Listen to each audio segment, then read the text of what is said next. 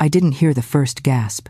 I only felt the vibration, the shockwave that rolled down the glossy conference table a split second after Cass Doyle slammed her palm onto it. Hard.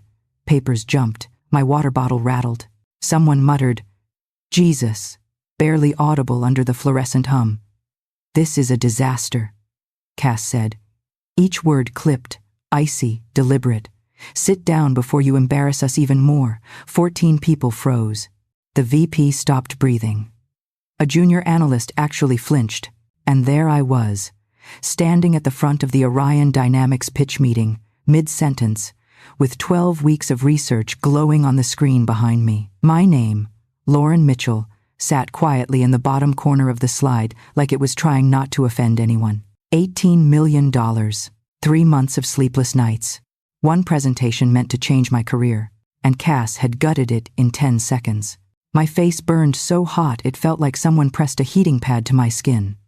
Shame crawled up my throat thick and metallic. I forced myself to breathe slow, controlled, mechanical. If I let even one shaky inhale slip out, I knew I'd fall apart right there in front of everyone. So I didn't defend myself, didn't argue, didn't ask what exactly was a disaster about an analysis she'd barely skimmed. I just closed my laptop, folded each page of my notes with careful precision, like dignity could be rebuilt from neat little stacks. Out of the corner of my eye, I saw Cass smirk, the kind of smirk people wear when they know you can't fight back, when they expect you to break, when they want an audience for the moment you crack open. But I didn't break. Not then, because right as I bent down to grab my bag, my phone buzzed. Once, twice, 3 times, urgent, insistent, like a hand gripping my wrist. I didn't dare check it until I walked out of the glass room, the heavy door hissing shut behind me. 3 messages from a number I didn't know. "Lauren, this is Dr. Elise Blackwood. Step outside. Your manager is about to get a surprise she won't forget. Don't argue. You've already done enough." I felt the floor tilt. Dr. Elise Blackwood, the woman whose methodology I'd built my entire pitch on, the client Cass had just insulted, and she was texting me. People think humiliation happens in a single moment, one explosion, one insult, one public collapse. But that's not how it works. At least, not for me. What happened in that conference room at Orion Dynamics didn't start there. It was just the loudest crack in a structure that had been buckling for months. Years, if I'm honest. When I first joined Sterling Analytics, I was 26, caffeinated to the edge of sanity, and stupidly proud of being the kind of person who stayed late without being asked. I believed in data the way some people believe in scripture, fully, naively, desperately. Numbers were clean. Numbers were fair. Numbers didn't lie, didn't play politics, didn't steal credit, didn't get jealous. People, though.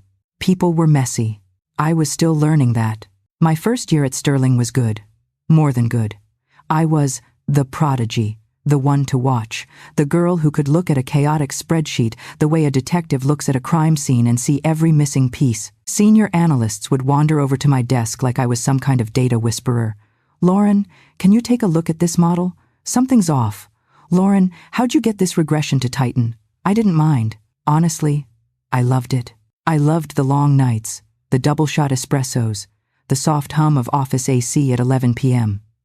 I loved the spreadsheets, the coding, the messy data sets that begged to be tamed. I loved being good at something. Really good. And then 8 months ago, Cass Doyle arrived. Sterling called her a strategic genius, a visionary, our next big thing. She swept in wearing sharp blazers and sharper smiles, the kind of woman who could make an entire room sit up straighter just by adjusting her watchband. I'd seen people like her before, in college, charismatic, confident, terrifyingly competent at performing competence. At first, she loved me. That was the worst part. "You're brilliant, Lauren," she told me during her first week. "You just need polish. Let me help you grow." I didn't realize then what help meant. It began small.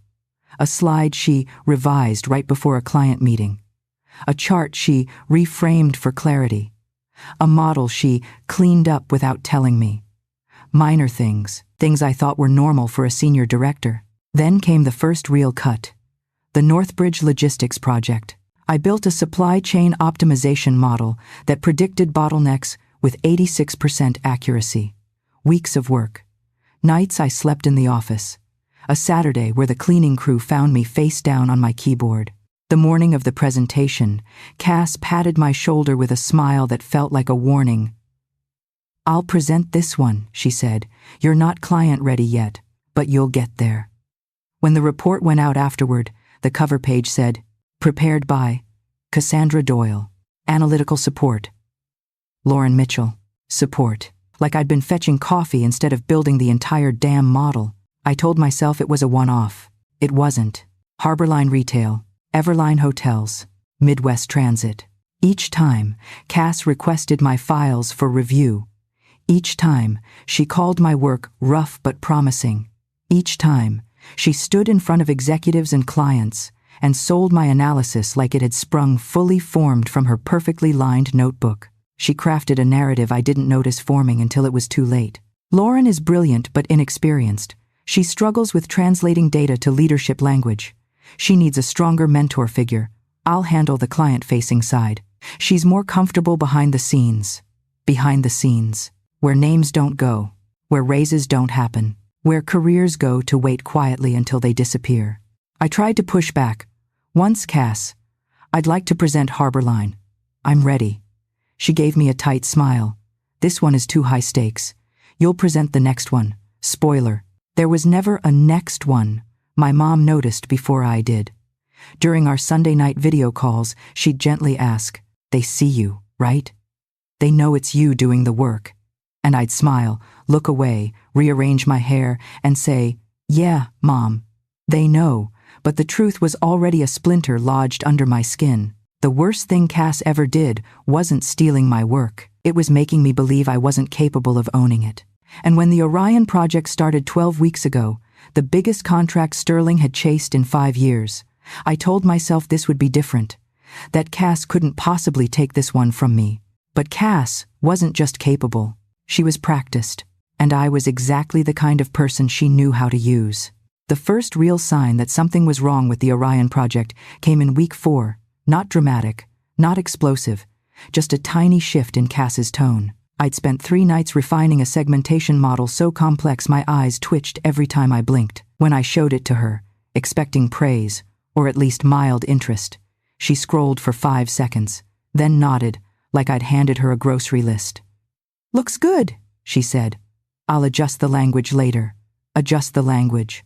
Meaning, strip my fingerprints off it. I should have seen it then, but exhaustion has a way of softening the edges of reality. When you're running on caffeine and adrenaline, you accept good enough explanations just to survive the day. So I pushed forward. Cleaned datasets, rebuilt projections, cross-checked variables. Slept on my office couch more times than I'd admit to HR. By week 8, Cass's feedback turned sharper. "You used outdated priors here. Your clustering is too academic. Not market-ready.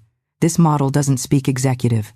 None of it made sense, because she never offered alternatives. Only critiques, vague ones. The kind that can't be argued with because they're rooted in nothing. And every time she said, "I'll take it from here," I felt something cold uncurl inside my chest.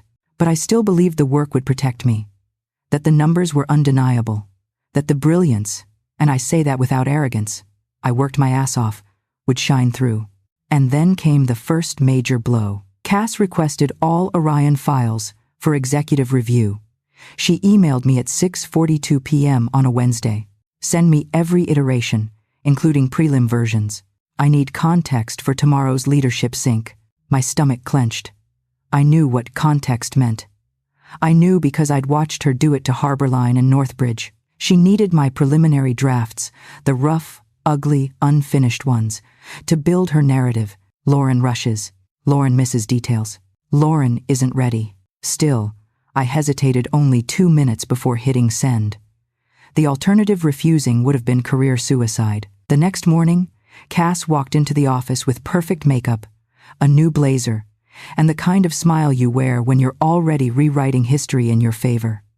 She didn't say, "Good morning." She didn't ask how the dataset cleaning went. She just said, "I'll handle today's executive review. You stay close in case I need clarification. Clarification. She never asked for any. By week 10, I started noticing other things, small, eerie patterns. People from other departments avoiding eye contact. HR suddenly checking in on my workload. A manager I barely knew asking if I was doing okay. It felt like there was a conversation happening about me in rooms I wasn't invited into. Still, I told myself things would turn around. They always do at the end of big projects, right? When the results speak for themselves? Except Cass didn't want the results to speak for themselves. She wanted them to speak for her. I realized that fully one night at 12:19 a.m., slumped over my keyboard, headphones in. I wasn't even listening to music, just letting the white noise block out the echoes of my own thoughts. I clicked open a presentation deck Cass had created for the Orion pre-brief.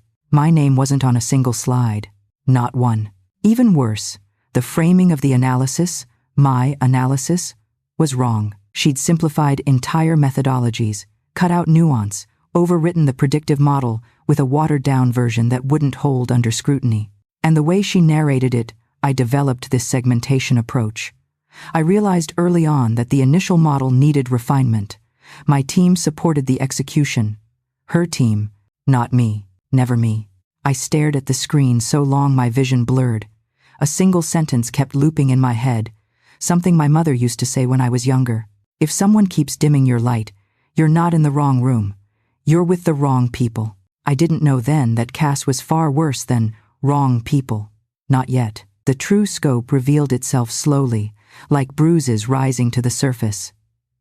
Mariana Flores, a former Sterling analyst, messaged me on LinkedIn. "Hey, saw you're on Orion. Be careful with Cass. Call me if you need to." Connor Blake, who worked at Redstone before joining Sterling, mentioned over coffee. "You remind me of this guy, Daniel Park, brilliant analyst." Somehow, Cass made him look incompetent. Weird pattern. I brushed it off, told myself they were exaggerating, venting old wounds. I didn't connect their stories to mine. Not until the night before the Orion pitch, when Zoe Gallagher from IT pulled me aside. "Lauren, keep your files backed up. Trust me." Her voice wasn't dramatic. It was resigned. A warning from someone who'd seen too many bodies lie where I was about to fall. And yet, even then, even knowing all of that, I still didn't expect Cass to humiliate me in front of Orion Dynamics. Not publicly, not violently, not with that cold, calculated slap disguised as a reprimand. But maybe humiliation only shocks if you're still naive enough to think people won't destroy you in daylight. And I was. Naive, I mean. Until Cass slammed her hand on that conference table and made sure everyone knew exactly where she intended my place to be. I didn't break in that conference room, but I did break afterward, just not in the way Cass expected. When I reached the rooftop terrace, the wind cutting through my blazer like it had teeth. "Dr. Elise Blackwood didn't waste time. What you presented," she said, "was a modified version of my own segmentation, and you improved it." Her eyes were sharp, surgical. Then she dropped the blade. "Your manager spent 10 minutes calling my methodology fundamentally broken, without realizing I invented it." I felt something inside me snap. Not emotionally, but mechanically, like a gear shifting into place. All the confusion of the last 8 months aligned with one sickening click. Elise held up her phone. "Someone from your company emailed me anonymously last night, with a warning, a beat, and with proof that this isn't the first time Cassandra Doyle has done this. Mariana, Connor, Daniel Park." Suddenly their warnings lined up like gravestones. Elise stepped closer. "You can walk back in there and let the narrative solidify around you, or you can trust me. Let me show you what happens when incompetence meets accountability." That was the moment, my moment. Not rage, not humiliation, clarity. I walked downstairs, not to hide, but to work. Real work. The kind Cass could never touch.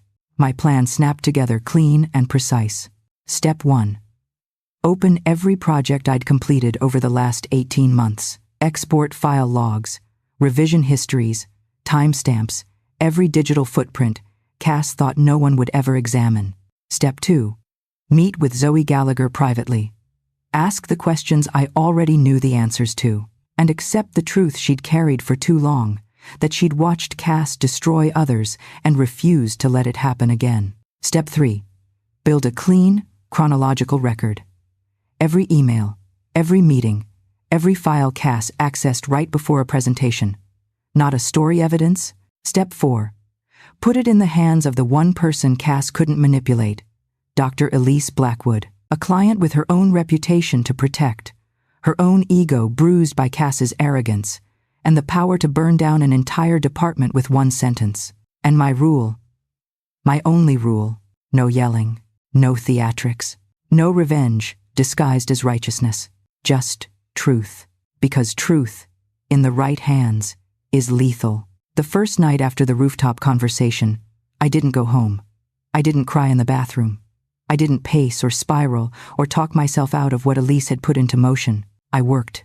There's something almost holy about an empty office after midnight, the way the lights hum, the way shadows stretch across cubicles, the way silence wraps around you like armor instead of loneliness. I sat at my desk, cracked my knuckles, opened my laptop, and began pulling up every project I had touched since joining Sterling.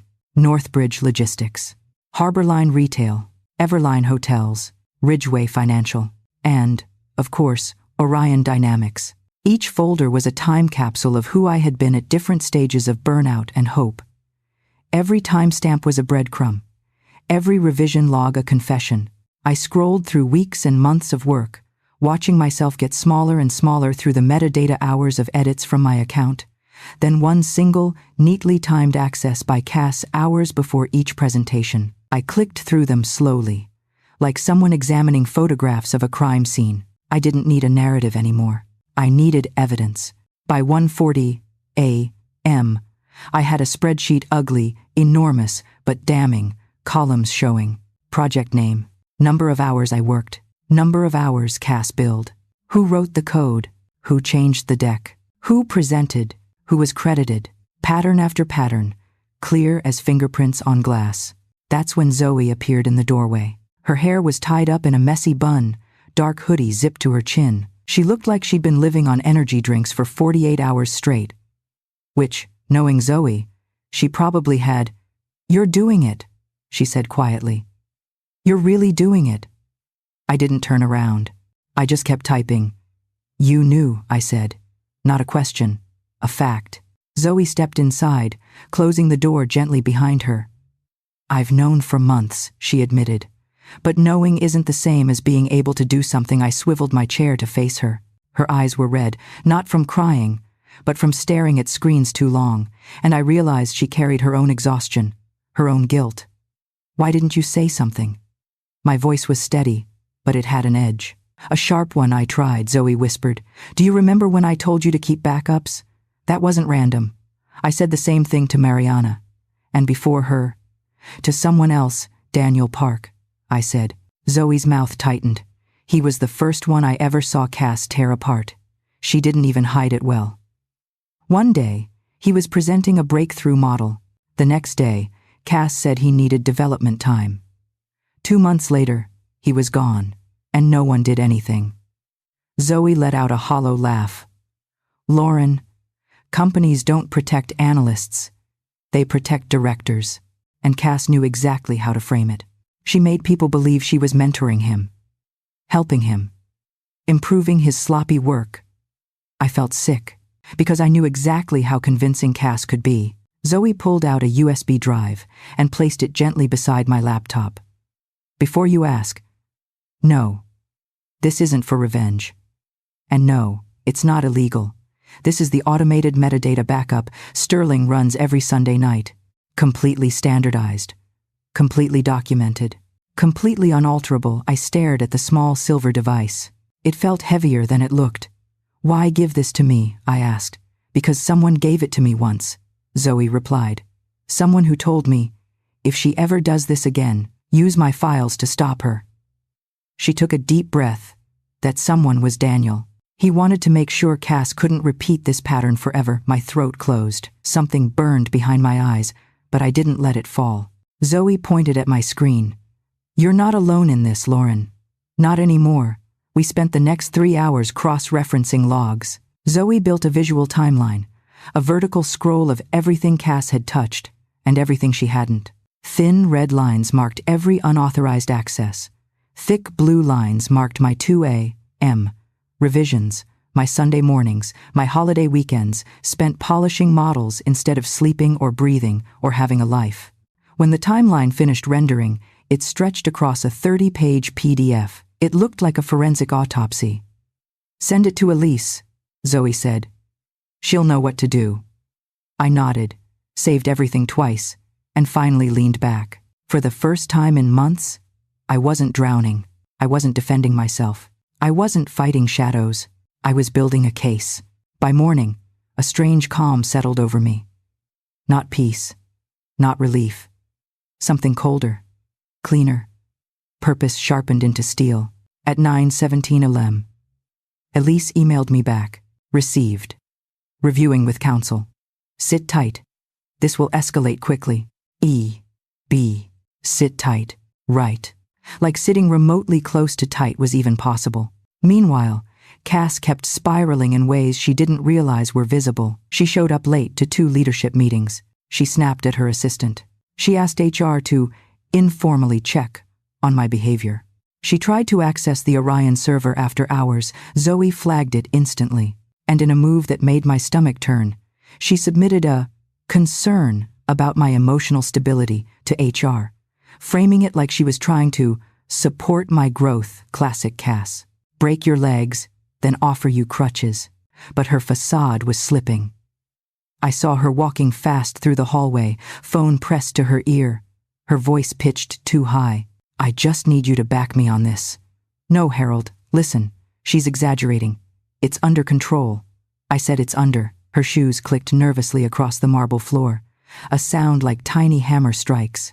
Zoe heard more. "She called the board liaison twice yesterday. Zoe told me over lunch, pushing her salad around more than eating it. She's panicking. She thinks she can spin this, but the metadata, she can't spin math." I didn't celebrate. I didn't even feel triumphant. I felt like someone watching a landslide from far away, inevitable, tragic, heavy. That evening, I compiled everything into a single clean file named Truth. Report, LMITCL. PDF, no drama, no commentary, just facts. I stared at the title a long time before sending it to Elise, and for the first time since this nightmare began, I didn't second-guess myself. I hit send, closed my laptop, and whispered to no one. It's her turn. The next morning felt unreal, like the world had shifted 3 degrees overnight, and I was the only one who noticed. I walked into the office with a steady pulse, a quiet mind, and a folder on my desktop that could incinerate a career. Maybe several. But outwardly, nothing had changed. People still typed. Printers still whirred. Someone reheated fish in the communal microwave, because hell is apparently a place with fluorescent lights. I sat down at my desk, opened my laptop, and forced myself to work on something normal, something mundane, a quarterly review I'd been ignoring. It wasn't that the task mattered. It didn't. But maintaining normalcy mattered. Pretending mattered. Cass thrived on disruption. She smelled panic like a shark smells blood. I wouldn't give her the satisfaction. Around 10 a.m., Cass strutted into the office, coffee in hand, smile bright enough to be fake but not bright enough to be convincing. She scanned the room the way predators search for the weakest animal in the herd. When her eyes landed on me, she plastered on the voice she assumed sounded nurturing. "Lauren, quick sync in 10. My stomach nodded, but I didn't let it show. Sure, she tilted her head, analyzing me. Maybe, trying to sense whether I knew what she'd done behind the scenes. Or maybe she just couldn't comprehend a world where someone saw through her and stayed calm anyway. We met in a small glass conference room. She closed the door carefully, theatrically. "I've noticed some tension," she began, "and I want us aligned, like we were dancers out of step instead of human beings in a power imbalance. I submitted a developmental plan for you," she added, sliding a printed form across the table. "It's meant to help you grow. Her favorite word, translation. A paper trail documenting my weaknesses. I scanned the document. Phrases leapt off the page like slaps. Struggles with emotional regulation. Inconsistent under pressure. Not client ready. Needs stronger senior oversight. I looked up, This isn't accurate, I said plainly. Cass smiled. A cold, almost pitying smile. Lauren, sweetie, this is to protect you. If Orion gives negative feedback, I need to show leadership I've taken proactive steps, sweetie. A word that should have been harmless but felt like a choke chain. I didn't argue. I didn't sign anything. I simply slid the paper back to her without breaking eye contact. I won't agree to this, I said, and I won't sign it. That shook her for a split second. A crack in her expression, almost invisible, but enough to confirm something. She wasn't used to being told no. Think carefully, Cass said. The sweetness evaporated. HR already has a copy. Ignoring it looks uncooperative. I'm not ignoring it, I replied. I'm refusing it. Her jaw twitched. She opened her mouth, maybe to threaten me, maybe to gaslight me again, but something behind her eyes shifted. Fear? No, not yet. But suspicion. She sensed I had more leverage than she thought. She leaned back in her chair. Is this because of yesterday? Because if so, it's because the document is false, I said. Cass laughed. A single, sharp exhale. Everyone thinks they're better than they are, Lauren. That's why people like me help bring reality into focus. People like me. God, she believed it. She believed she was a savior. I stood up slowly. I have a meeting. With who does it matter? She stared at me. I stared at her. A silent battle neither of us was ready to name. I walked out without waiting for dismissal. Back at my desk, my phone buzzed. From E.B. Board Council reviewing materials. You'll be contacted soon. Stay steady. 2 words at the end. Stay steady. As if Elise somehow sensed Cass's attempt to reel me back into submission, the next few days felt like preparing for a storm no one else could see. I went to work. I ran analyses. I answered emails, but underneath the routine, every hour carried a different weight.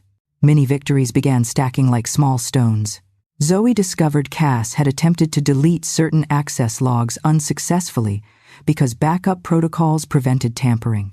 Mariana sent me screenshots of old emails Cass had used to undermine her performance at Sterling. Connor forwarded documents showing Cass's mentorship notes from Redstone eerily similar to the developmental plan she'd written for me. Elise sent a brief. Your work stands on its own. I'm making sure the right people understand that, piece by piece, the truth was carving its own path. Meanwhile, Cass unraveled. She became scattered, snappish, paranoid. One afternoon, she emerged from a leadership meeting looking pale, jaw clenched, steps sharper than usual. She barked at the receptionist for mispronouncing a visitor's name. She chewed out an intern for placing a stapler in the wrong spot. During a client call, her voice shook just slightly, but enough for everyone to hear. People noticed. Whispers floated through hallways. Is Cass okay? She seems off lately. Did something happen with Orion? Even the ones who had once admired her began to pull back. And me? I felt lighter. Not because she was crumbling, but because, for the first time, I wasn't the one carrying the weight of her actions. One evening, around 7 p.m., I found myself alone in the office again. The sky outside bruised purple. The city lights blinking awake. I pulled out the ceramic mug my mother gave me years ago. The one etched with the words, "Do the work, let the work speak." I wrapped both hands around it, letting the warmth seep in. For months, that mug had felt like a reminder of what I wasn't allowed to do. A quiet taunt. Let the work speak, but your voice isn't invited. Now, it felt different. Now, it felt like an oath. The next morning, I wore a blazer I'd been saving for a moment that mattered. I braided my hair tighter than usual. I walked into the office standing a little straighter, breathing a little deeper, not because I wanted to impress anyone, but because I wasn't hiding anymore. At 11:52 a.m., an internal email hit my inbox. Mandatory, emergency session with board council, 2:30 p.m. 17th floor. Main conference suite. Attendance required. L. Mitchell. C. Doyle. My skin prickled. This was it, the beginning of the end. Not just for Cass, but for every whispered doubt she'd planted in me. I closed the email, took one steady breath, and whispered, "Let's finish this." The hours leading up to the emergency board session felt like walking through thick fog, every sound distant, every movement muffled, every instinct on high alert. Nothing dramatic happened. Not at first. No shouting, no confrontations, no emails exploding into chaos. But tension has a sound, a temperature, a pulse, and Sterling Analytics was vibrating with it.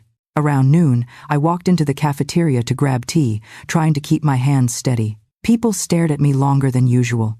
Too long, like they were trying to read an invisible headline floating above my head. A group of analysts at a corner table fell silent the second I approached the drink station. One of them whispered, "Is that her?" Another quickly shushed him. I kept my eyes down and grabbed chamomile tea, but my skin prickled under the weight of their curiosity. Word had leaked, not the details, not yet, but the scent of conflict travels fast in corporate hallways. Back at my desk, my inbox pinged. A message from Cass. Subject: "Come by. Now." Nothing else. I stared at the screen. My pulse thudded in my ears. Part of me expected this. Part of me was still surprised. I waited a deliberate 30 seconds before standing. When I reached her office, the door was cracked open. Cass sat at her desk, elbows planted, fingers knitted beneath her chin. "Close the door," she said without looking up. I did. Cass finally lifted her eyes to mine, and the intensity in them made my skin prickle. Her expression wasn't angry. It wasn't panicked. It was calculating. "We need to talk," she began. "You and I." I stayed silent. Cass leaned back, crossing her legs smoothly. "You've been distant." I almost laughed. Distant? That was her concern. "I've been working," I said carefully. She nodded slowly, like a therapist pretending to understand. "Yes, but the energy has changed. You're guarded. Funny how she said it like an accusation. "What do you want, Cass?" Her smile tightened. "I want to know if you're planning to make a mistake this afternoon." Mistake. An interesting choice of word. I didn't answer. That seemed to frustrate her. She uncrossed her legs, leaning forward. "Listen, Lauren. I know you're stressed. Yesterday was tough, but going into a board session fueled by emotion is career suicide. Emotion. She always defaulted to that, painting me as reactive, fragile, unstable. "I'll be fine," I said. "That's not what I'm asking." Her voice dropped. "Are you planning to say something you'll regret?" I held her gaze. "Are you?" For the first time since I'd known her, Cass blinked in surprise. Only once, quick and sharp, but enough to betray a crack in her composure. "She recovered fast, Lauren, sweetie. Don't call me that." Her mouth froze mid-syllable. The silence lasted several seconds. Cass inhaled slowly, readjusting her tone. "Okay, fine, but I need you to understand something. If something goes wrong in that room, they will blame you, not me. I've built relationships here. You're still new." There it was, the threat wrapped in faux concern. "I'm not planning to say anything inaccurate," I said. Cass narrowed her eyes. Meaning I'll tell the truth." Her jaw flexed. That was it. One tiny movement, one silent confirmation that she knew exactly how damaging truth could be. She leaned back again, her voice softening into something dangerous. "Lauren, let's not pretend this is about truth. You're anxious, overwhelmed. You've been working long hours. You might be misinterpreting things. Gaslighting. Clean? Sharp? Practiced?" I stayed silent. Cass relaced her fingers. "If you keep pushing this narrative, you'll sink your own reputation. And honestly, I don't want that for you." My palms itched, my pulse hammered, but my voice stayed level. "I should prepare for the meeting." Cass exhaled through her nose, not quite a sigh, more like a warning wrapped in disappointment. "I hope you make the right choice." I left her office without another word. Back at my desk, a notification popped up. "You have been added to a new Teams chat. HR plus Leadership Sync."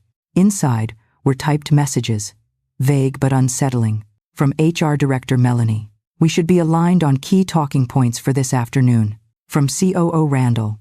"Yes, want to ensure we don't amplify any unnecessary concerns." From Cass. "Agreed. I'll frame things appropriately." Frame things. My chest tightened. My hand trembled slightly over the mouse. Frame. Like the truth was a picture she could crop until only her version remained. I clicked out before I could spiral. Not even 5 minutes later, my phone buzzed. It was my mother. "Hi, sweetheart. Just checking in. You sounded tired last night." Her voice was soft, familiar, grounding. It almost cracked me open. "I'm okay," I said. "You don't sound okay." I swallowed hard. "It's just work. A lot is happening," Mom hesitated. "You know, when you were 12, your science teacher tried to take credit for your group project. You marched right into her office and told her the presentation was yours. You didn't even flinch, Mom. You've always known when someone treated you unfairly," she said.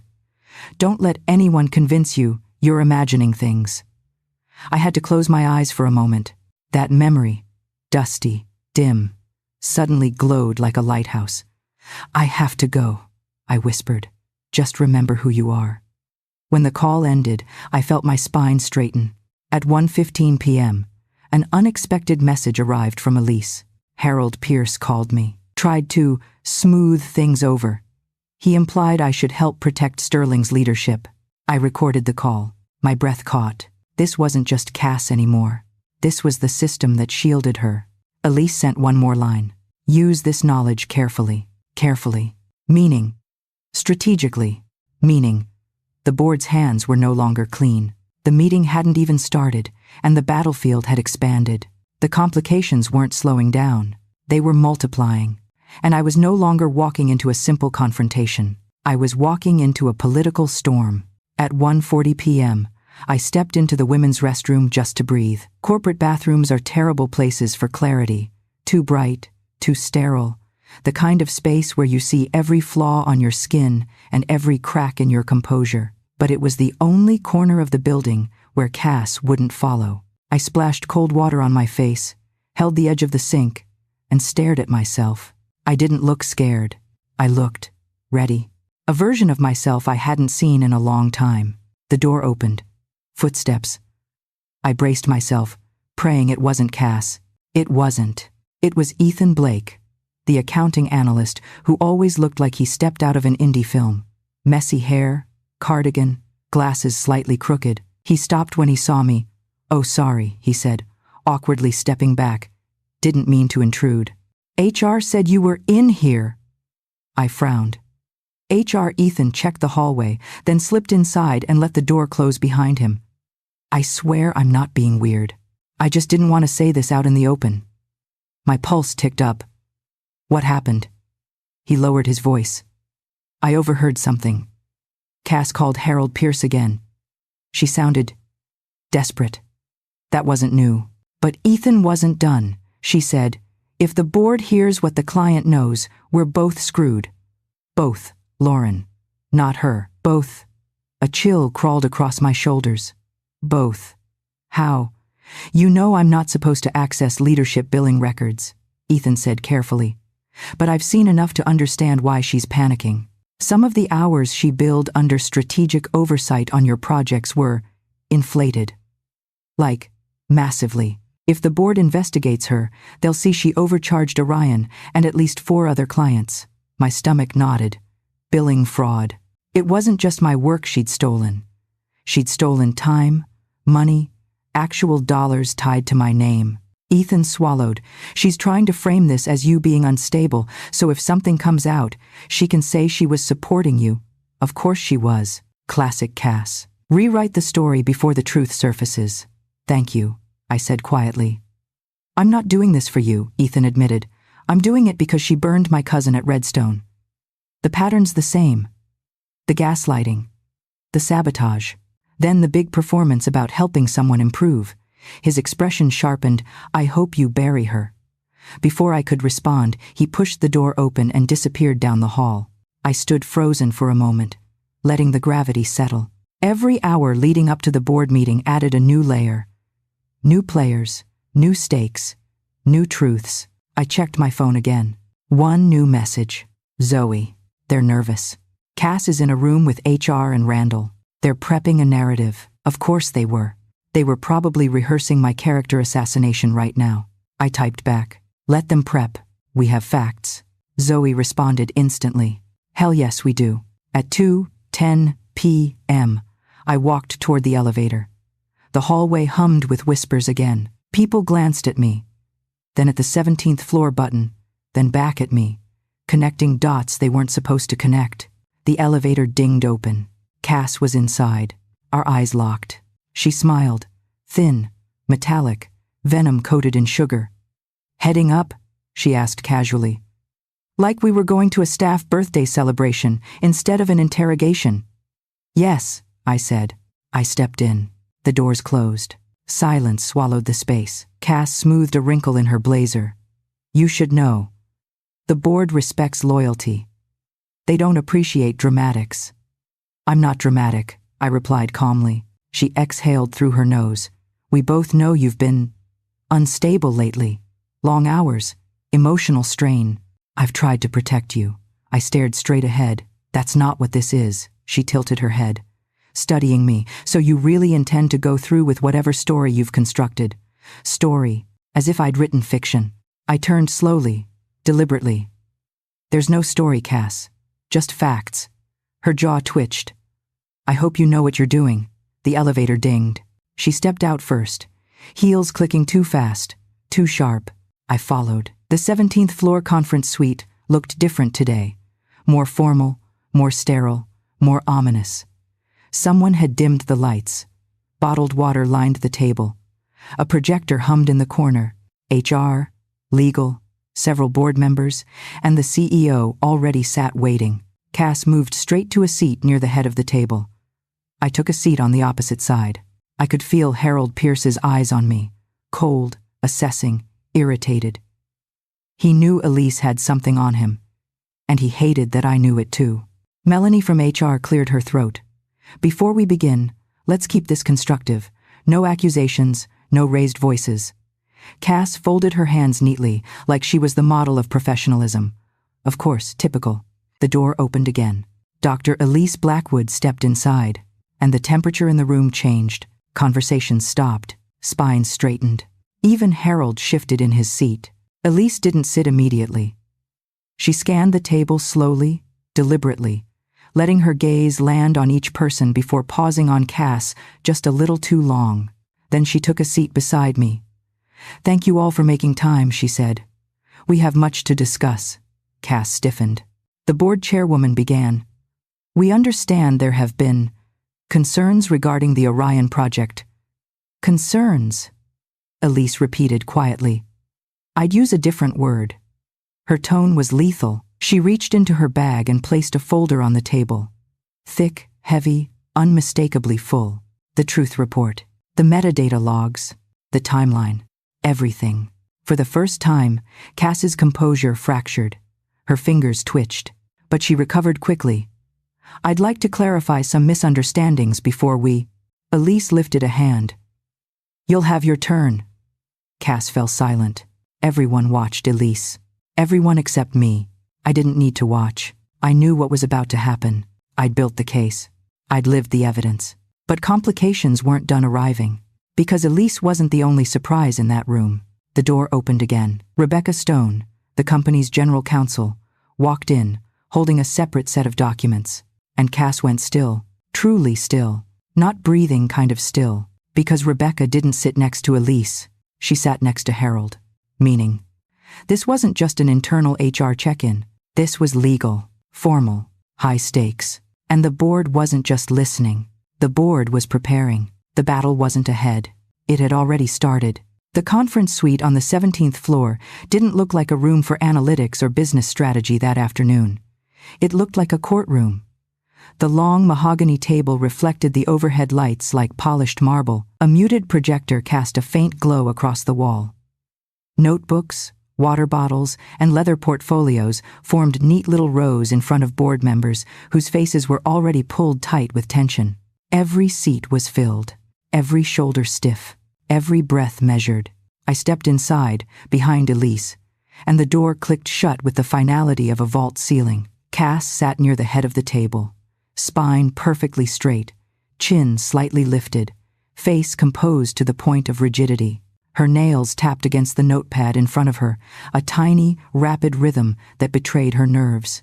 When she noticed Elise take the seat beside me, her tapping stopped. Rebecca Stone, General Counsel, was already there, her posture immaculate, her expression unreadable. She shuffled a stack of documents with deliberate slowness, as if announcing, "Everything that happens today will be recorded." The board's chairwoman, Linda Carr, cleared her throat. "Let's begin," she said, voice level but heavy. "We have a lot to cover." Cass jumped in before anyone else could speak, a telltale sign of panic disguised as confidence. "Before we go any further," she said firmly, "I want to clarify that any perceived issues with Christ's lighting experiment, the Orion project, arise from a misunderstanding.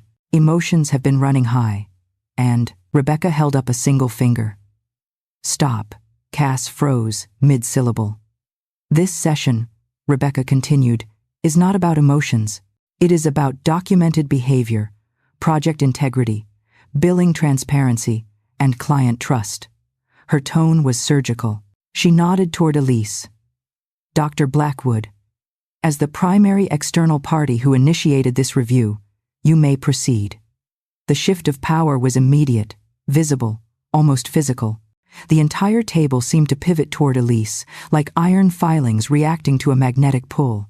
Elise opened her folder. For a moment, she didn't speak. She simply laid out the printed pages one by one, graphs, metadata trails, side-by-side file comparisons, each sheet landing with a crisp, damning slap against the wood. Finally, she spoke. 12 weeks of work, she said, hundreds of hours, dozens of models, multiple iterations. Her eyes traveled slowly across the room, and almost every single component was developed by Lauren Mitchell. A few board members shifted, glancing at each other. Elise's voice sharpened. "Yet the presentation I saw from Sterling Analytics did not reflect Lauren's work. It reflected something diminished, stripped, oversimplified to the point of being misleading." Cass straightened in her seat with respect. "No," Elise cut in. "Not with respect. With facts." She clicked a remote. The projector lit up. Slide 1. A time-stamped comparison of the predictive segmentation model I had built. Color-coded, annotated, meticulous. Next to it, the watered-down version Cass presented to Orion. Slide 2. A breakdown of revision histories showing my account working late nights, weekends, and holidays. Next to it, Cass's single late-night login, hours before client meetings. Slide 3. Metadata logs pulled from Zoe's automated backup system. Creation dates, edit trails, corrections layered over corrections. Slide 4. Billing summaries showing Cass had logged dozens, sometimes hundreds, of strategic development, hours on work she never touched. A soft murmur rippled through the room. Even Harold Pierce, who had strode in with arrogance stitched into his suit seams, sat forward with visible tension in his shoulders. Cass stayed stiff, expression frozen. But her knuckles whitened against the edges of her notebook. Elise turned directly to her. "Miss Doyle," she said, "would you like to explain how you developed methods you clearly don't understand?" Cass blinked. "That's a very unfair characterization." Elise clicked to a new slide.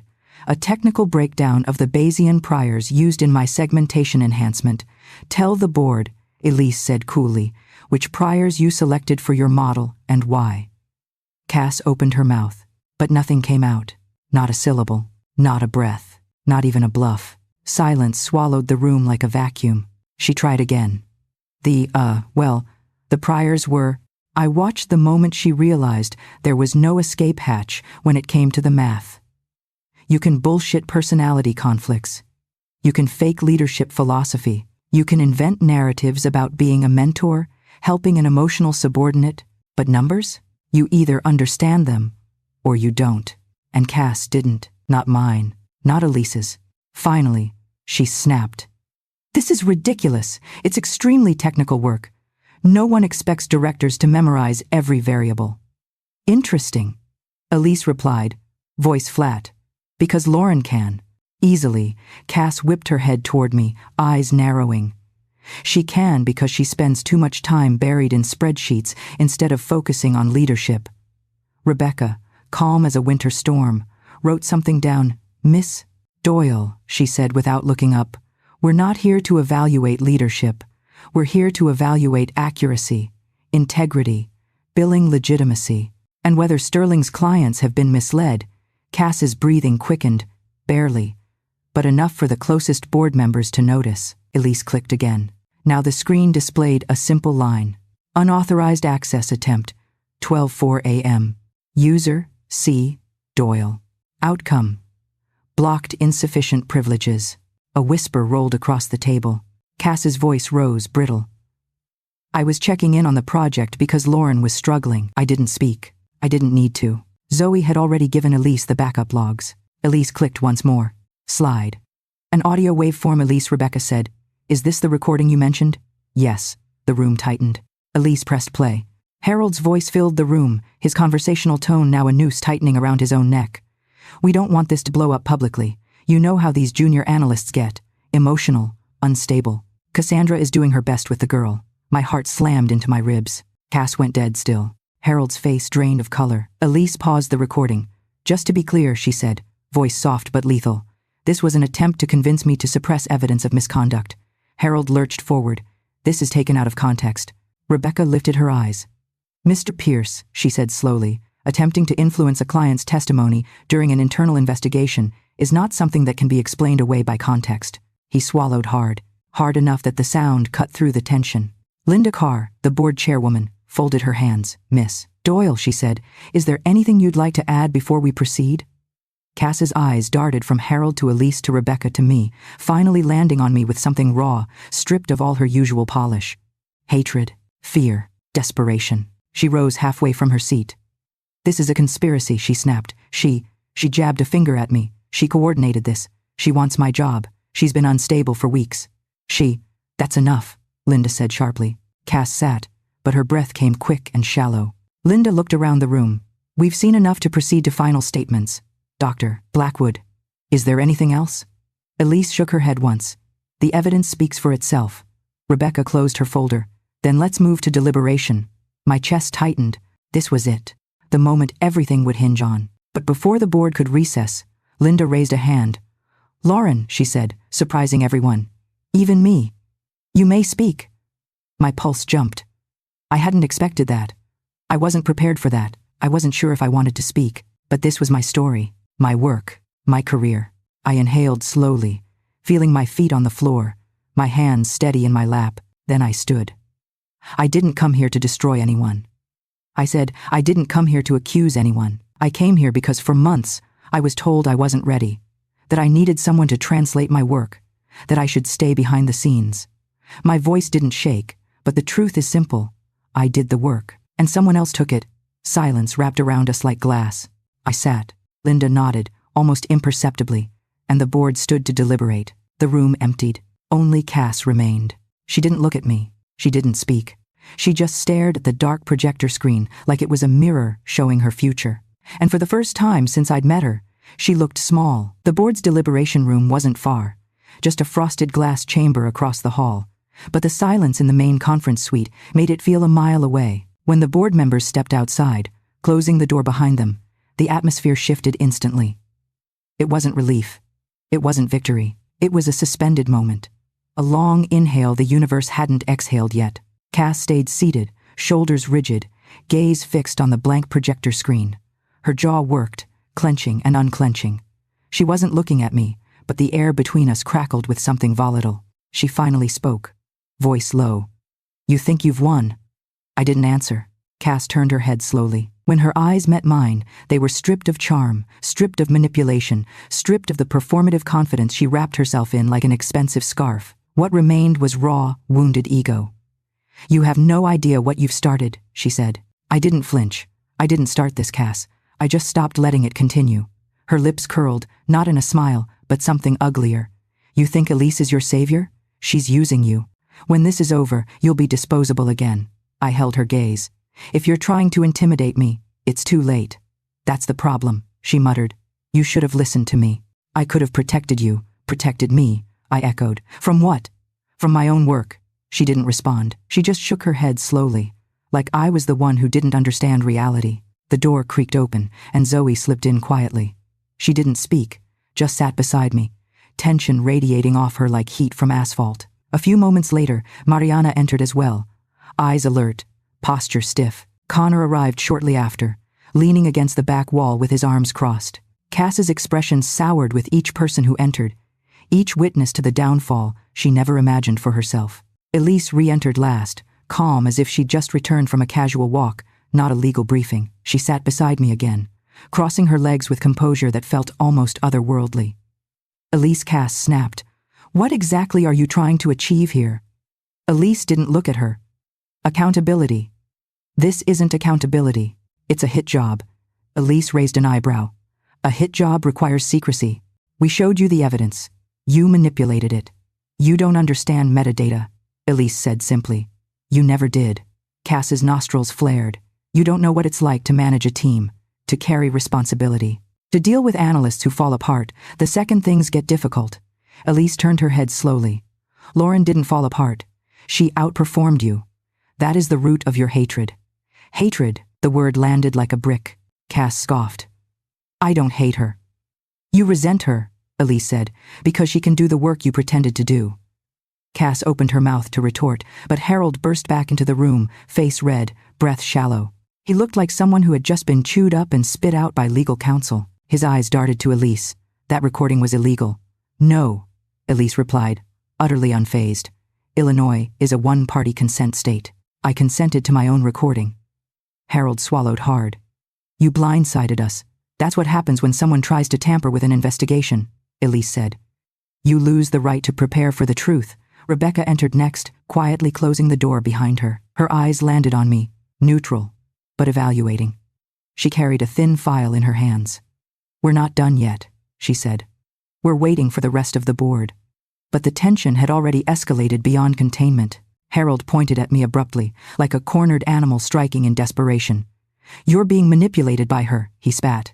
"This is all political. You're just a pawn." Before I could respond, Elise leaned forward. "Call her a pawn again," she said softly, "and I will personally file a client grievance against Sterling for discriminatory conduct." Harold froze. Rebecca's gaze flicked between them with mild interest. Cass massaged her temples. "Everyone needs to calm down." "You first," Elise said. Zoe snorted under her breath. Connor smirked. Even Mariana's lips twitched. Cass glared at me, as if my existence were the reason she was unraveling. "You could have come to me," she hissed. "You could have talked to me before dragging my name through the mud. You would have denied everything I said. You always do." Her eyes flashed. "I was grooming you for leadership." "No," I said, "you were grooming me for silence." The door opened again. But this time, it wasn't a board member. It was the CEO, Jonathan Hale. His expression was carved from stone. He stepped forward slowly, taking his seat at the head of the table, fingers steepling together. "Everyone," he said. "The board is reviewing the evidence. We're reconvening once they make a preliminary recommendation." Cass straightened Jonathan. He lifted a hand. She shut up, instantly. Jonathan turned toward me. "Lauren," he said, "I want you to know something. We should have recognized your contributions sooner." He wasn't smiling. His tone wasn't warm. It was the tone of a man realizing the company may be liable for a bomb that had been ticking quietly under his leadership. A murmur spread across the room. Cass's face drained of color. Jonathan exhaled through his nose. "I've reviewed Elise's report.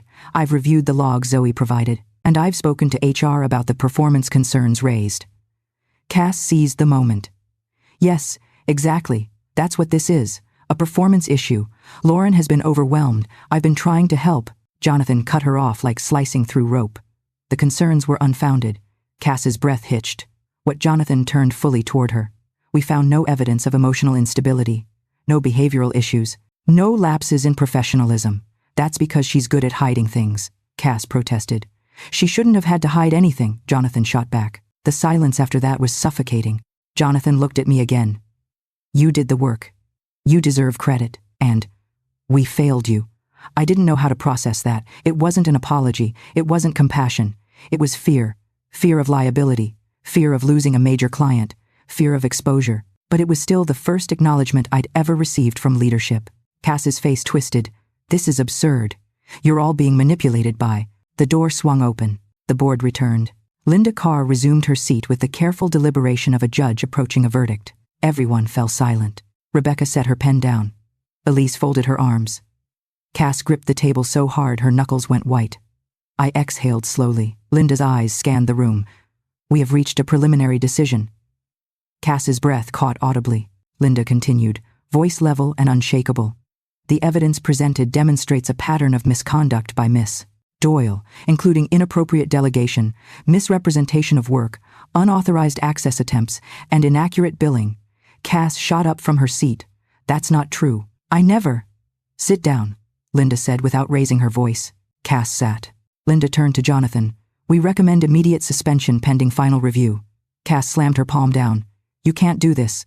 Linda didn't flinch. We can, and we are, Rebecca added. Legal will prepare the notice. HR will collect your credentials. Cass looked around wildly. At Harold, who avoided her eyes. At the board members, who had turned to stone. At Jonathan, who looked exhausted. At me, the easiest target. She snapped. This is your fault, she screamed, finger shaking as she pointed at me. You ungrateful little. Elise stood. The room stilled. You will not speak to her that way, Elise said. Her tone had no volume, but it carried more force than any shout could. Cass's arm dropped. Her mouth hung open silently. Linda looked between us. We're taking a brief recess before moving to final statements, she said. 20 minutes. Do not leave the floor. Everyone stood, except Cass. She collapsed back into her chair, breathing fast, staring at her hands like they belonged to someone else. Zoe touched my arm. Come on, let's step out. I followed her into the hallway, where the air felt less suffocating. But something inside me still trembled. Not fear, not relief, anticipation.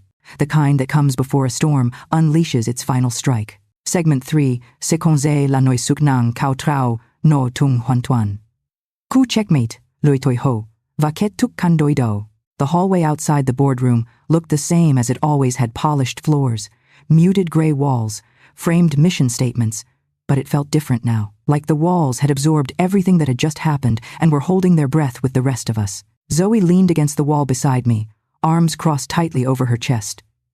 Connor paced in slow, controlled steps. Mariana stared at the floor, lips pressed together. Elise stood a few feet away, checking her phone with a calmness that felt impossible. I wished I could match her composure, but my body buzzed with adrenaline. Every nerve ending felt electric. The recess was supposed to ease tension. It didn't. It only stretched the suspense, winding it tighter. Cass hadn't left the room, but even from the hallway, we could hear the muffled sound of her voice, sharp, frantic, desperate. She wasn't talking to the board anymore. She was unraveling to an audience of empty chairs. At the 19-minute mark, Rebecca Stone stepped out. She approached Elise first. We're ready to reconvene. Then she turned to me. Lauren, take a moment. This next part is intense. My pulse kicked, more intense than what just happened. Rebecca's expression gave me chills. Yes. She held the door for us. One by one, we entered. The room felt colder than before, as if the central air had been turned up just to strip away any lingering warmth. Everyone took their seats again, except Cass, who still sat slumped in hers. She looked different. Her blazer was rumpled. Her breathing was shallow. Her eyes, usually sharp and calculated, were wide, unfocused. This wasn't strategic Cass. This wasn't polished Cass. This was Cass exposed, stripped entirely of her armor. When she saw me re-enter, her face twisted, but she said nothing. Linda Carr tapped the table lightly, calling the room to order. We're proceeding with final statements before issuing the board's decision. Cass lurched up from her seat. I have something to say. Rebecca sighed quietly. Miss Doyle. No, Cass snapped, voice cracking. I'm speaking. Linda gestured stiffly. Go ahead. Cass turned to the board, her posture rigid with panic. All of this entire spectacle, is a distortion. I did what any senior leader would do. I guided a junior employee who couldn't handle high-pressure work. I filled gaps. I stepped in where she fell short. That is my job. No one responded. The silence was a verdict in itself. Cass's breathing quickened. You're all acting like she's a genius. She's not. She crumbles. She gets emotional. She's inconsistent. I protected this company from her mistakes. Her voice cracked on the last word. Jonathan cleared his throat. Miss Doyle, we reviewed the data. The errors in the Orion deck were yours. Cass blinked rapidly.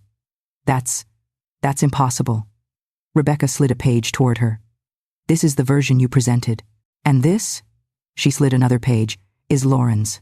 The comparison was brutal. Cass's version was sloppy, rushed, incoherent in places. Mine was detailed, layered, precise. Cass stared at the pages like she'd never seen them before. I didn't. Her voice thinned into a whisper. I didn't do this. Elise interjected. You did. Cass whipped toward her, eyes blazing. You're enjoying this. Elise didn't blink. I am correcting it. Cass shook her head violently. You all want to believe Lauren because she looks calm and innocent, but she's manipulative. She wanted my position from the beginning. I quietly exhaled. I never wanted your job. Cass ignored me. She was spiraling now, fast and hard. She sent those files to you. Cass accused Elise. She twisted everything. I reached out to her, Elise said, not the other way around. That made Cass freeze. Elise continued. She didn't manipulate me. She didn't ask me for help. She didn't even know I was watching. I intervened because you insulted my methodology in a public meeting without knowing who created it. Cass blinked slowly. You destroyed your own credibility, Elise added. You just needed an audience. Cass staggered back a step, gripping the chair. Jonathan cleared his throat uneasily. Miss Doyle, please take your seat so we can conclude. She sat, but barely. Her hands trembled violently. Linda turned to me. Lauren, you may give your final statement. The room blurred for a moment. Every eye in the room landed on me. I stood. My voice came soft but steady, clearer than it had been in months. I didn't want any of this. I never imagined I'd be sitting here. I didn't plan a confrontation. I didn't plan to expose anyone. I just wanted my work to be seen. I wanted the truth. I let the silence breathe a moment, and if telling the truth destroys someone's career, then that career wasn't built on truth to begin with. A few board members exchanged glances. Rebecca wrote something. Elise nodded slightly. I sat. Linda folded her hands. Thank you. She turned toward the board, who were now all seated again. Let's finalize. But before she could say another word, the door burst open. Everyone jerked toward the sound. A woman from HR, pale, sweating, stepped inside, holding a laptop. I'm sorry to interrupt, she said breathlessly, but you need to see this. Rebecca frowned. What is it? The HR rep placed the laptop on the table. It was running a deeper audit. They found additional access logs. Zoe straightened instantly. What kind of logs? The woman hesitated. Email logs. Cass stiffened violently. The rep opened an encrypted folder and clicked. A projection appeared on the wall. Email subject lines filled the screen. Ray. Harborline deck revision. Ray. Northbridge outline. Re. Mitchell draft. Re. Presenting strategy. Re. Credit allocation. Re. Leadership narrative. Re. Please adjust wording. Re. Talking points for exec brief. One by one, the board leaned forward in confusion. Then the rep clicked into a specific message. It was from Cass, to Harold Pierce. Subject. We need to align our story. The body text was short, terrifyingly short. Harold, if the girl digs too deep, we both are exposed. Keep her out of client-facing until this blows over. She's too naive to realize what she doesn't know. I'll reshape the narrative around development needs. See. A collective gasp filled the room. Harold surged forward. This is taken out of context, Elise said, cutting him off sharply. Your favorite word. Rebecca's voice cooled to sub-zero. Mr. Pierce, you attempted to interfere with a whistleblower review. And now we have documented collusion. Cass lunged toward the table. That's not real. Someone faked. Zoe stood. It's real. The headers authenticate. This is your email. Cass's breath hitched violently. I didn't mean but the spiral was beyond her control now. Jonathan rubbed his forehead. This is worse than we knew. Linda lifted a hand.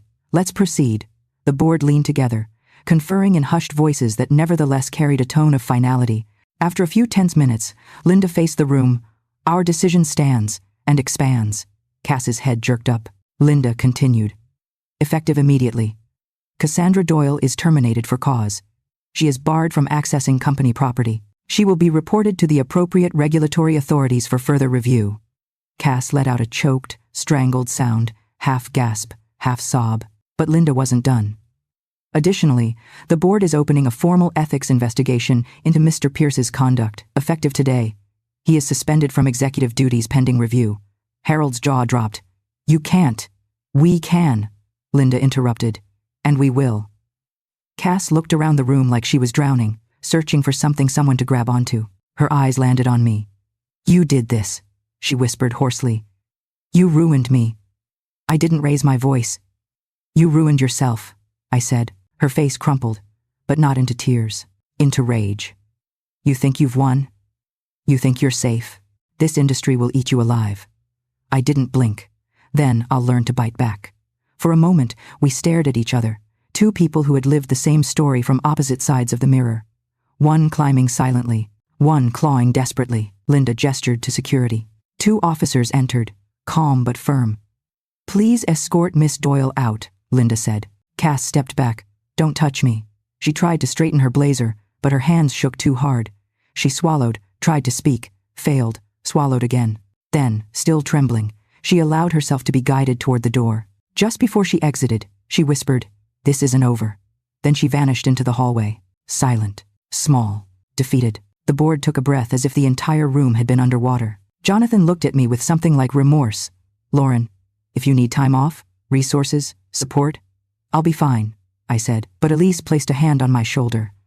"No," she said gently, "she deserves better than fine." I exhaled shakily. For the first time in a long time, the air didn't feel heavy. It felt clean. And I realized something. The confrontation wasn't the end. It was the beginning. When Cass disappeared through the glass doors, the room seemed to exhale all at once. The tension that had been stretched to a breaking point finally snapped, leaving a strange, ringing quiet. Not relief, not victory. Something heavier. Something that hummed like a warning under my skin. Rebecca Stone gathered the printed evidence into neat, razor-sharp piles. "We're not done," she said, almost to herself. "This will trigger multiple follow-up actions." I sat back down slowly. My legs felt made of something softer than bone, something unreliable.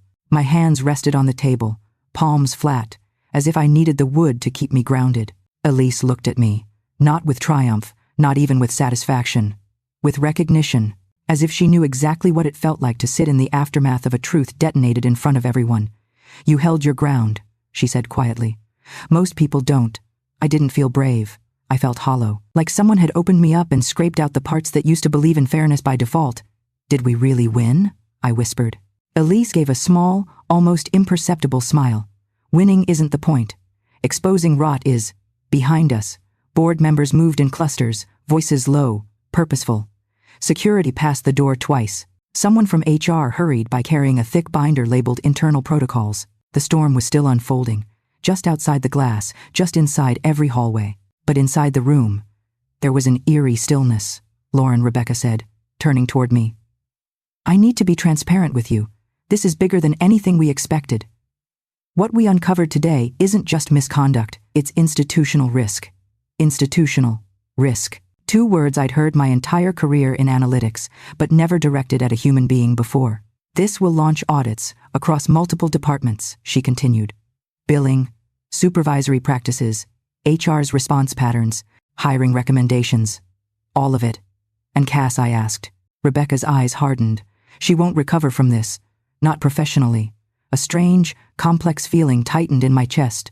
Not guilt, not satisfaction. Something in between. The shape of justice isn't always clean. "Come with me," Elise said suddenly. "There's something you need to see." We stepped out of the boardroom and into a smaller meeting space, down the hall, empty, quiet, lit by a single window overlooking the river. The city outside moved normally. Cars, clouds, people on sidewalks. No one out there knew that an entire power structure had just crumbled several floors up. Elise closed the door behind us. "I've been holding something back," she said, not out of manipulation. Out of caution, I swallowed. "Okay." She reached into her bag and pulled out a thin folder. The old-fashioned kind, not digital, not encrypted. Paper, tangible, heavy in a way that suggested consequence. "This," she said, sliding it toward me, "is the rest of the reason I intervened." My breath stalled.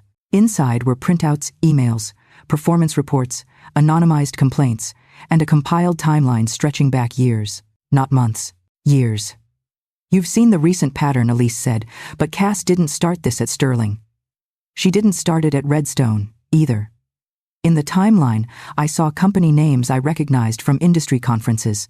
Norvale Consulting, Ashford Metrics, Kendall and Row Analytics. Each had its own column. Each showed Cass's name repeated over and over. "What is this?" I whispered. "The full scope," Elise said. "I have contacts in these firms. When I saw her behavior with your deck, I reached out. Quietly, carefully. And what I found." She let the sentence hang. My fingers tightened on the folder. Cass hadn't ruined just one analyst, or 3, or 5. She'd ruined 9. 9 careers. Men and women who'd spent years rebuilding themselves somewhere else, or leaving the industry entirely, or starting over with lower pay, smaller roles, tarnished reputations. The reports were clinical, in the way horror stories sometimes are. Employee A. Excellent technical output. Credit reassigned to supervisor. Termination after performance issues. Employee B. Pressured to surrender authorship in exchange for professional protection. Employee C. Claimed intellectual theft. HR dismissed claim as misunderstanding. At the bottom of each story, one name appeared again and again. Cassandra Doyle. My throat tightened. Not from sadness, from rage so cold it felt metallic. "She's been doing this nearly a decade," I said. "Yes," Elise replied. "And every time someone tried to expose her, someone protected her. A director, a VP, a board member, someone with something to lose." I looked up sharply. "Like Harold Pierce." Elise nodded. "Exactly like him." The pieces slid into place with devastating clarity. This wasn't just a toxic manager. It was a system that preferred polished lies over inconvenient truth. "You were never fighting just Cass," Elise said softly. "You were fighting the structure that let her thrive." I felt my breath shudder. "Then how did this finally break?" Elise's eyes softened. "Because you didn't flinch," she said it, simply, without praise, just fact. "You stayed honest under pressure. You documented your work. You treated the facts like they mattered. And when someone like you stands still long enough, the lies around them start losing their balance." I stared at the folder again. The stories, the patterns, the destroyed careers. It wasn't vindication. It wasn't victory. It was responsibility. "Why are you showing me this now?" I asked. "Because you need to understand what comes next," Elise said. "Truth doesn't end things. It triggers countermoves, and people who've spent years maintaining a false power base will scramble to rebuild it." Her meaning settled heavy in the air. "This isn't over," she said. And for the first time, I didn't feel afraid of that. I felt ready. I sat with the folder for a long moment, the pages heavy in my hands. Outside the window, the river kept moving, slow, indifferent, steady. The world didn't pause when truth surfaced. It just kept flowing, leaving us to figure out what to do with what we'd uncovered. Elise watched me quietly.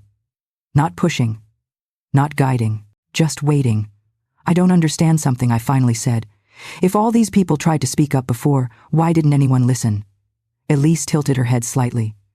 "People hear what benefits them." Cass was charismatic, confident. A woman in leadership who projected certainty. Executives love certainty, even if it's paper thin. I let out a long breath. "And the analysts, they were young," she said, "and afraid, and told that complaining would make them unemployable." I looked back at the folder, at the names and timelines and final notes etched in sterile fonts. She sabotaged them. Yes, and she would have done it to me. She already tried. A beat of silence passed. "Not empty, loaded Lauren," Elise said gently. "If you want to disappear after this, take time off. Step back. No one would blame you." I shook my head. "I don't want to disappear." Something inside me clicked into place, quiet but unshakable. "For the first time," I said softly, "I want to be visible." Elise smiled, not wide, but with pride. "Then it's time for the counter-move." My pulse quickened. What counter-move? She clasped her hands. "The board will inevitably try damage control. They'll want to protect the firm's reputation, and if they can do that by centering you as a success story, the analyst who survived adversity, they will." I grimaced. "Like PR." "Exactly. I don't want that, I know," she said, "which is why you're going to have leverage before they even ask." I frowned. Leverage. Elise pulled out her phone and tapped the screen. A moment later, she turned it toward me. On it was a draft document titled Strategic Integrity Initiative Proposal. "What is this?" I asked. "It's a proposal for systemic reform," she said. "Anonymous reporting channels that bypass direct management, third-party billing oversight, structured credit assignment, mandatory audit cycles." I blinked. "You wrote all that?" "No," she said. "You did." My heart stopped. "What?" Elise smiled again, barely. Every note you took, every log you documented, every inconsistency you pointed out. It wasn't just evidence of Cass's misconduct. It was the blueprint of a broken system. She slid the phone into my hand. You didn't just expose one person, she said. You exposed a flaw in the industry's bones. My mouth went dry. Elise, I'm not. You are, she interrupted. You're the only person who can speak to this without sounding political. You lived it, and you documented it better than any whistleblower I've met. I sank into the chair, processing. And you think the board will listen? They'll have no choice, she said. Not after what came out today.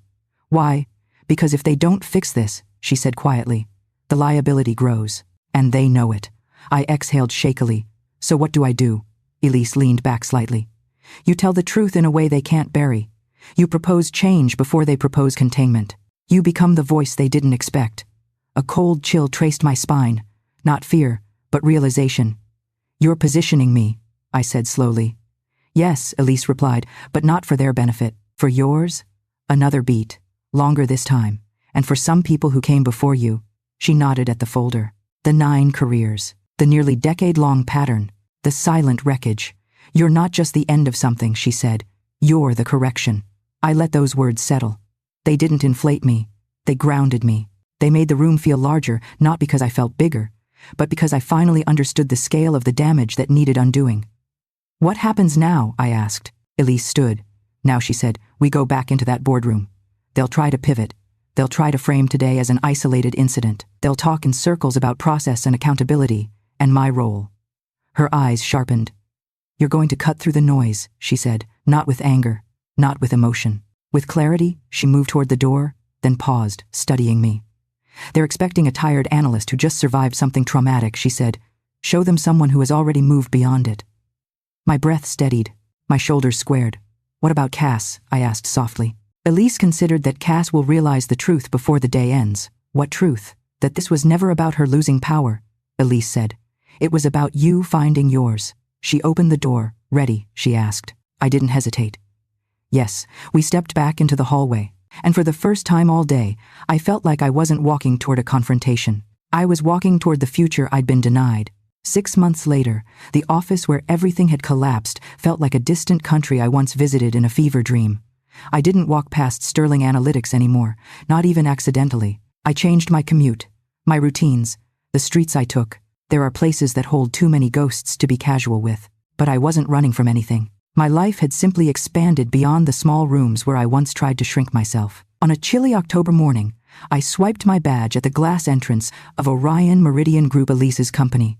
The one that didn't have a reputation for brilliance. It was the reputation. The lobby smelled faintly of cedar and fresh espresso. The walls were lined with data art sculptures, each one visualizing a real model built by real analysts, credited by name.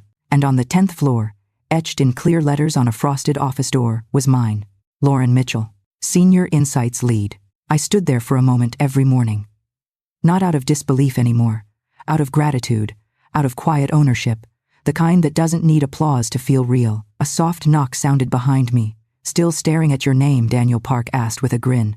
Daniel was the kind of person who carried calm energy with him, like a weighted blanket disguised as a human. His story mirrored mine in painful ways, sabotaged by Cass years before, pushed out so quietly the company barely noticed the hole left behind. Now he was a consultant.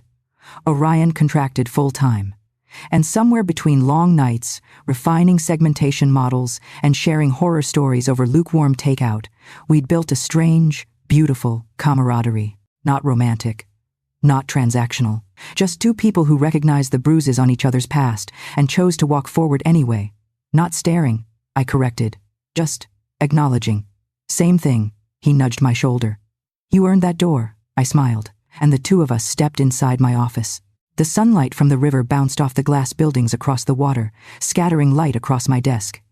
It made everything look warmer, softer. My team trickled in over the next hour, 4 analysts who trusted me in a way I used to only dream my managers would trust me. They didn't fear credit theft. They didn't lower their eyes during meetings. They brought their ideas fully, loudly, confidently. Because I didn't teach them to be small, I taught them to show their work. And to put their names on it. Morning, Boss Maya said, sliding into my office with her second coffee of the day. You still good to review the hybrid model before the noon sync? Yes, I said. Send it over. And hey, she added with a smirk, they want you to present next quarter's pitch in New York. The big one. I know, I replied. Elise emailed me. Are you nervous? Not nervous. Just thoughtful. Maya nodded knowingly. You'll kill it. After she left, I took a moment to breathe. Not because I was overwhelmed, because the air felt full like possibility instead of threat. A soft ping echoed from my laptop. A calendar reminder. Meeting with Ethics Committee. Follow-up review. Cass case. My chest tightened, not painfully, but with that strange pull of unfinished history. Cass hadn't disappeared completely. After her termination, Sterling launched a full audit. Regulatory agencies opened inquiries. Whispers moved quietly through the industry. Rumors said she tried to get hired at 3 different firms. Each one declined after reference checks. The system that once shielded her was finally seeing her clearly. I didn't hate her, but I didn't pity her either. Some storms end not with thunder, but with consequence. And some people only hear truth when everything else goes silent. Another ping. A message from Elise. Heard you're presenting in New York. Good. They need to see what integrity looks like with a spine. Coffee later? I typed back. Always. Then I closed my laptop for a moment and looked around my office again. The minimalist desk. The floor-to-ceiling window. The framed printout of the hybrid model Daniel and I developed credited with both our names in bold. And, on the shelf, my ceramic coffee mug from my mother. Let the work speak. For years, I thought the quote meant, be quiet and endure. Now I understood it differently. Let the work speak. Not for someone else, not from the shadows, not through fear, but through truth. With your name beside it. I sat back, letting that truth settle in my bones. The worst chapter of my career hadn't broken me. It had introduced me to myself. That afternoon, as the sun dipped behind the skyline, casting long orange streaks across my office, I finally opened the last email I'd been avoiding. The one from Sterling's legal department, a formal notice. The investigation into supervisory misconduct has concluded. Your documentation was instrumental. We thank you for your integrity. For a moment, the words didn't feel real. Not because I wasn't expecting them, but because for so long, integrity had felt like something that punished me instead of protecting me. I forwarded the email to my mother. Within minutes, she called.